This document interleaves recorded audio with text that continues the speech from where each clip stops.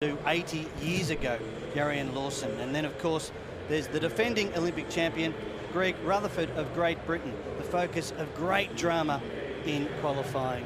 Here we go, Greg Rutherford, 29 years of age. He eats pressure for breakfast. He loves it. He says he's got a mark set out and he's pretty confident. Didn't tell anybody what that mark was, but he knows what it takes to win at the elite level at big time competition. That's the thing about him. Again, he might not make 850 and beyond. It's not always his go. That is his personal best, 851, but he's always rock solid.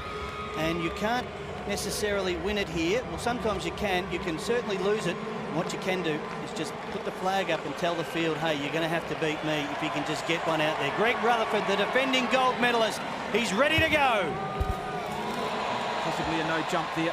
Looked like he just didn't get that time up right. The white flag goes up, so I'm not sure why he's disappointed.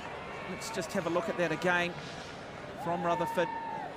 So good speed there, well over the 8-metre mark. It's a good solid number. Imagine around that 8:30. Show a lot of emotion. Good first up jump. Perfect on approach. Now the smile comes because he's out at 8:18. He's qualifying, as we mentioned, it was the last jump, his last chance. If he didn't do it, he was out. He managed 7:90, so 8:18 is the example that we're talking about. He's out there, he's on the board, and it gives him something to chase.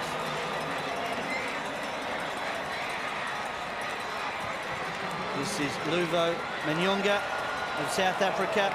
24 years of age, fourth in qualifying, finished fifth at the 2011 World Championships.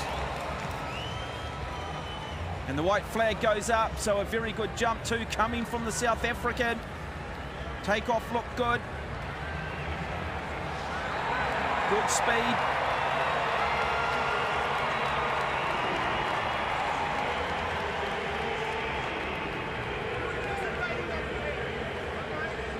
South African team absolutely delighted with that. It's a good one. It's a good one. It's 8:16. So there you go. He said, righto, Greg, you've said 8:18, and I am right up there. A PB of 8:30. So again, they won't all PB, but some will, and he may.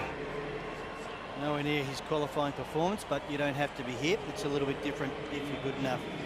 We move to Jeff Henderson, making his Olympic debut here. Qualified second from the group with an 8:20. So he was straight through. He only had one jump.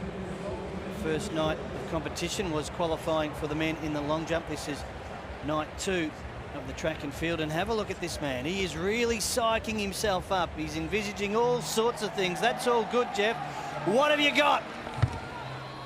Oh, good jump. Is that? Yes, I think he's happy with that. That could be the benchmark. That could almost be a winning jump. Wow. Outstanding first up performance from Jeff Henderson, coached by the great Al Joyner, the triple jump gold medalist from 1984. We'll have to wait for it. He loved it, didn't he? And there it is, 8:20. So it puts him in first place now, so early in the competition. But we talk about psyching out the other competitors. 8:20 would make everybody happy. Oh, without a doubt. I mean, it is. It's about rhythm. It's about timing. Get the takeoff right. Well, Rutherford now, defending Olympic champion. Well, he was on the board with a pipe cleaner, you could call it. Colloquially, 8:18 for Rutherford. It was 8:31 that he jumped in London. A good example that you don't have to be necessarily out there, places you've never been before. I mean, he won London. It was an upset. No one expected it. He's a classic case. And again, probably close to that first round jump. White flag goes up. So got some consistency. Coach barking out the orders. You always talk about the athlete, but you've also got to remember the pressure that the coaches are under. They want to see their athletes, their charges do well. They often take it personally if an athlete underperforms. But I've never known a coach who gives an athlete a workout because they want them to run slower or jump shorter. And 8:11, so getting some consistency, not quite as good as his first jump. Now, here's Henderson once again with 8:20 in the first round. He is the leader. That is exactly what he jumped in qualifying. I love the way he psychs himself up. He's ready to go on Olympic debut. The former American footballer, who was a footballer for most of his childhood, turned to athletics at age 15. That was just 12 years ago. He's full of energy, that's for sure. Yeah, great speed down the runway. Oh. Something didn't work. We'll just have a look at the replay here.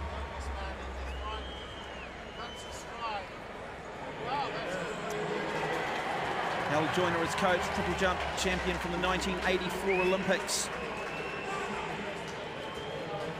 Didn't have the weight going.